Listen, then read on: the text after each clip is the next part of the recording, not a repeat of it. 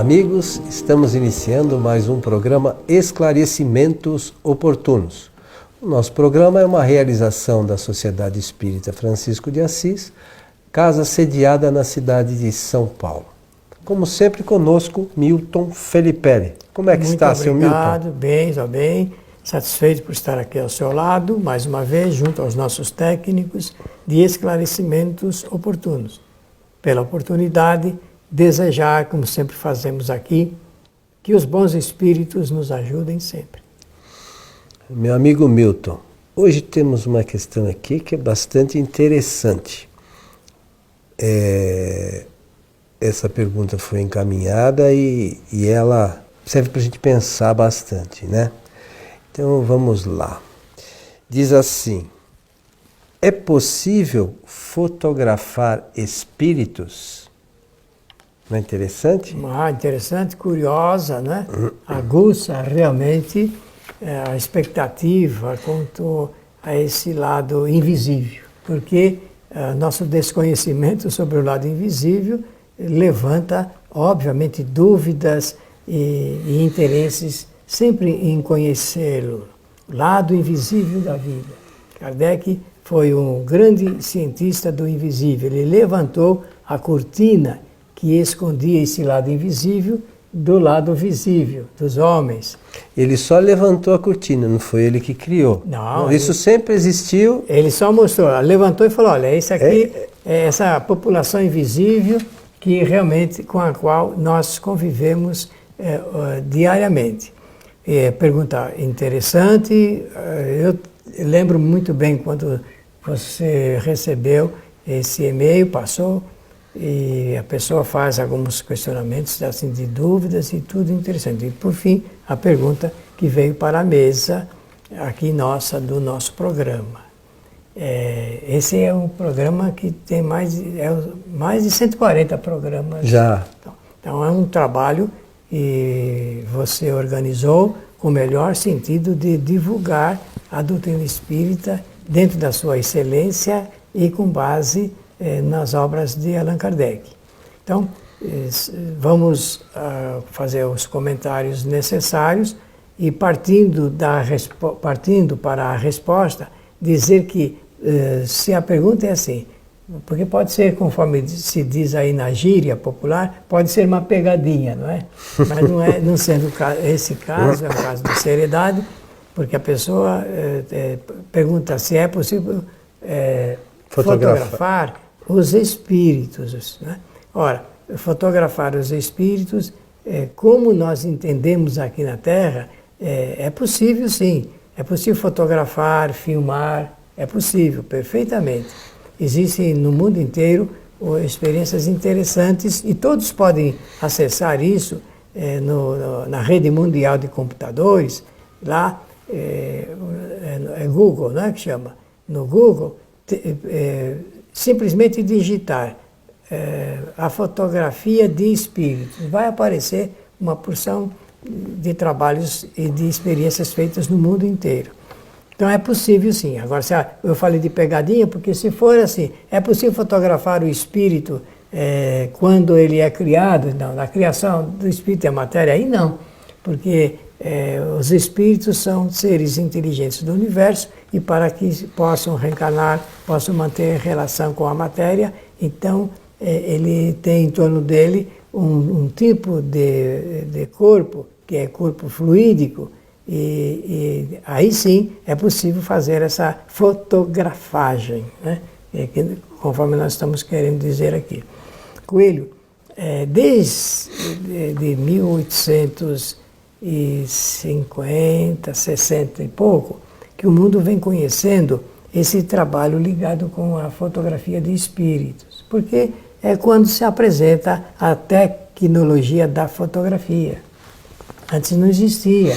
Então, por que Kardec não fotografou espíritos? Porque era muito precário e ele nem tinha, não era o seu trabalho realizar uma obra de demonstração dessa natureza. O trabalho dele era filosófico, né? Escrever sobre o assunto, fazer as experiências que fez. Mas depois, alguns estudiosos do nosso planeta, principalmente na Europa, fizeram trabalhos, reuniões, procurando fazer essa fotografia dos espíritos. E isso se chama fotografia de espíritos enquanto materializados, porque também tem fotografias feitas não com o objetivo da materialização, da tangibilidade e visibilidade, mas fotografia feitas assim de maneira espontânea, onde depois da revelação aparece a figura de seres. Então são duas situações, enquanto materializado não. Essa primeira da materialização se dá através dos efeitos de ordem física, você já sabe muito bem disso. E nesse caso é preciso tomar alguns cuidados especiais, ter médiuns ligados com o processo da materialização, e esses médiuns oferecem aquilo que em programas anteriores nós falamos de um produto chamado fluido vitalizado, e eles então elaboram esse produto, esse fluido, e dão a forma que desejam aparecer. Na doutrina, nós aprendemos que quando um espírito ele se deixa fotografar, em primeiro lugar porque ele quer, vontade dele, deseja fazer isso. E segundo, porque ele pode usar desses fluidos vitalizados do médium e parte da assistência ou das pessoas que estão presentes, e ele então cobre o seu perispírito, ou o perispírito do próprio médium, dando a forma que ele deseja. A aparência é o espírito que propõe, ele induz aquilo através do seu pensamento. Eu trouxe para o nosso programa, a partir do momento que eu recebi essa pergunta, eu trouxe um livro que foi publicado no ano de 2011 por uma editora aqui de São Paulo chamada M, da cidade de Capivari, e que tem esse título, Fotógrafo dos Espíritos. Depois que desencarnou um companheiro nosso, saudoso companheiro Nedir Mendes da Rocha, que era um fotógrafo profissional, excelente fotógrafo profissional, entendia tudo sobre fotografia, ele fez vários trabalhos de fotografagem, de materialização de espíritos, inclusive desta série que ele coloca, que está nesse livro, que é um repertório, das materializações de Uberaba, onde participaram o Chico Xavier e também o Valdo Vieira.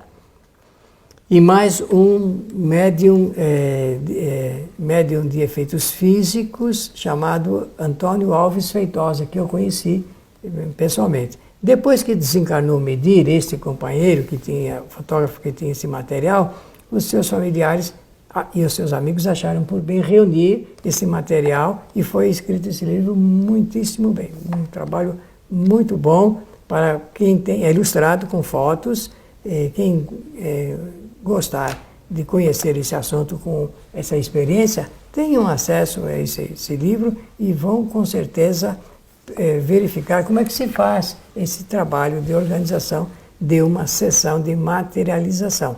São tomados vários cuidados para a preservação do médium, possibilidade dos espíritos, controle, alguns certos exageros até de algemar o médium na cadeira, amarrar com corda. Antigamente se fazia isso, né?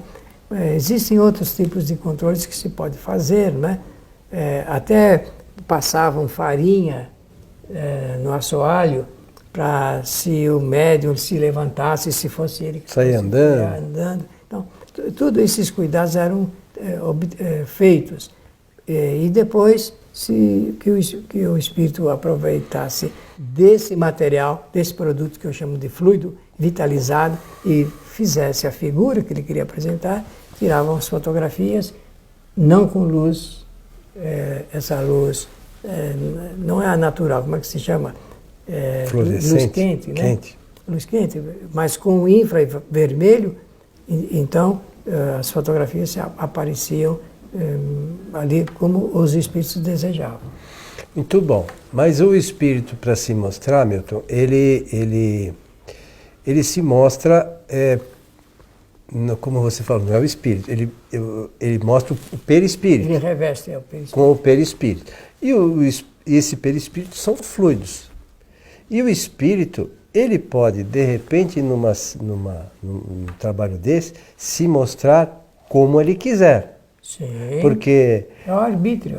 é o arbítrio. Então, de repente, o espírito pode se mostrar como homem, como mulher, como Sim, com qualquer tipo de sei lá, de qualquer jeito.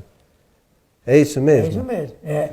A forma é o espírito que dá. É o espírito que dá. Ele aproveita o seu perispírito ou aproveita-se como o médium está em transe, ele se desloca do corpo, então ele pode também revestir o perispírito do médium da maneira como ele desejar e fazer a chamada aparição. Kardec usou a expressão aparição.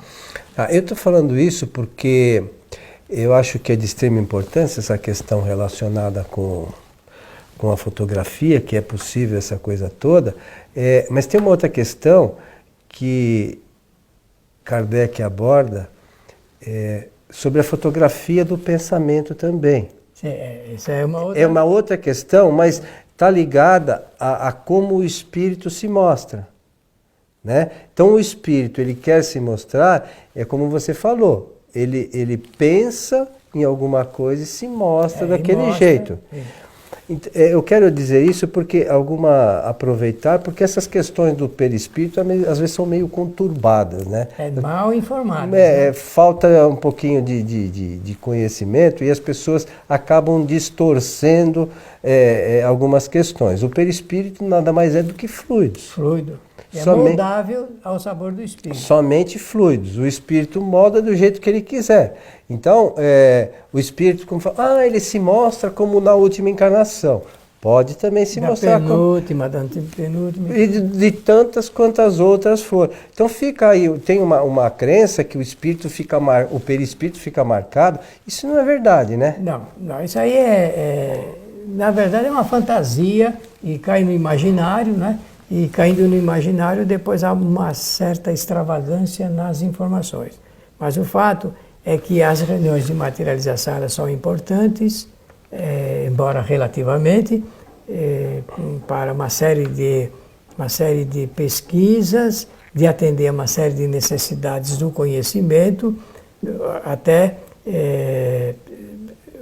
vocês notam que eu chamei a palavra certa de fluido vitalizado. Eu estou usando desde do início essa palavra porque ela é eminentemente doutrinária do espiritismo, porque um cientista francês, Charles Richer, ele criou uma outra palavra para designar o fluido vitalizado. Ele criou uma palavra chamada ectoplasma. O ectoplasma nada mais é do que o fluido vitalizado da doutrina espírita. Então esse é o termo correto, doutrinário, que o Espiritismo oferece. Essas questões relacionadas, você falou, às reuniões de materialização, hoje elas são... No passado já teve muito mais, hoje tem menor número, né, Milton? São raros os locais que têm esse tipo de atividade, né? Os médios do passado já partiram para o estado de erraticidade, e não se tem notícia no Brasil de nenhum núcleo que esteja voltado para esse tipo de trabalho. Na Europa tem início de algumas experiências. Mas se você até tiver que nos assiste, entre em contato conosco, nós temos interesse de repente, de conhecer os trabalhos realizados. O que o Milton trouxe foram do passado, feitos em Uberaba e tal, em outras localidades, mas no momento... alguém me falou que existia uma cidade no interior de São Paulo, eu não me recordo exatamente, mas se alguém assistir, souber de algum trabalho desse gênero, nós temos interesse de ter conhecimento, né, Milton? Com certeza, com certeza. De fazer alguns relatos e depois a gente traz aqui para a informação de todos, né? O nosso sentido é a melhor intenção de divulgar o que se faz corretamente em nome do Espiritismo. Esse é o nosso trabalho. Agora, vamos lembrar aqui esse assunto ligado com alguns médiuns do passado que fizeram, principalmente ingleses, escoceses, irlandeses, de Londres, alguns da Alemanha. Eu me lembro da Irlanda, de um pesquisador chamado William Crawford. Ele conseguiu conhecer uma família na Irlanda, e essa família era composta, todos os membros da família eram médiuns, todos. Especialmente uma jovem de 18 anos, Kathleen Guller. Essa moça era uma excepcional médium de materialização. E as experiências que o Crawford fez através dessa moça resultaram numa obra chamada Mecânica Psíquica. Esse livro existe ainda lá, que de São Paulo edita esse livro, ou editava. E ele fotografava, então, o início de um processo de efeito físico em que o espírito levantava uma mesa. E ele vai fotografando da saída do corpo da Kathleen, do nariz e da boca, esse fluido vitalizado. Ele sai em forma assim de fio grosso de algodão, e ao olho nu a gente não vê, somente quando se fotografa, de acordo com o que eu falei, da luz infravermelho. E a gente percebe que o espírito, que a gente não vê, ele forma para levantar a mesa. Como ele não tem mãos, nenhum espírito tem mãos. Não tem órgãos nenhum. Ele vai fotografar, ele vai formar uma alavanca.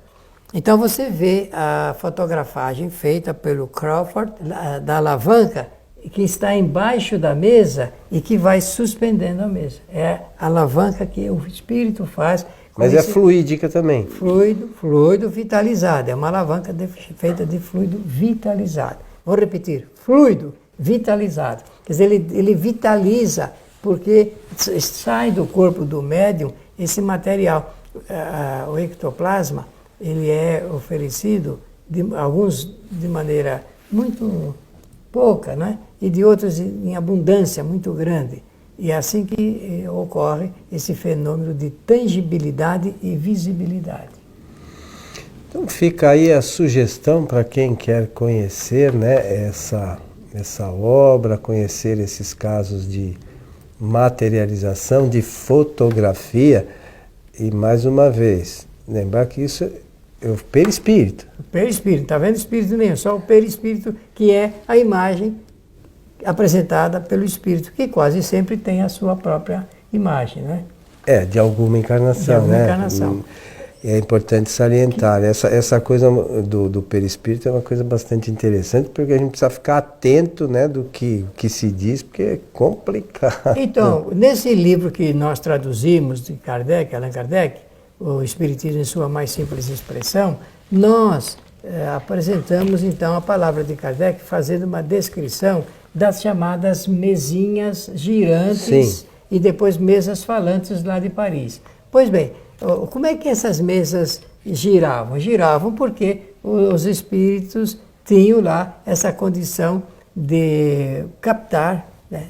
Quase que eu uso a palavra manipular, mas o espírito manipula, ele utilizava-se dos fluidos vitalizados das pessoas que estavam presentes, criavam essa alavanca que eu mencionei aqui e fazia o processo de rotação. Começava sempre assim devagarinho, depois criava uma rotação e a mesa suspendia de um lado para o outro, batia no salão lá de Paris. E criava pelo pensamento. Pensamento. Então é isso tudo que o Milton está falando. O espírito, através do pensamento, ele faz essa criação, ele faz se mostra, né? Todas essas coisas estão relacionadas com o pensamento do espírito.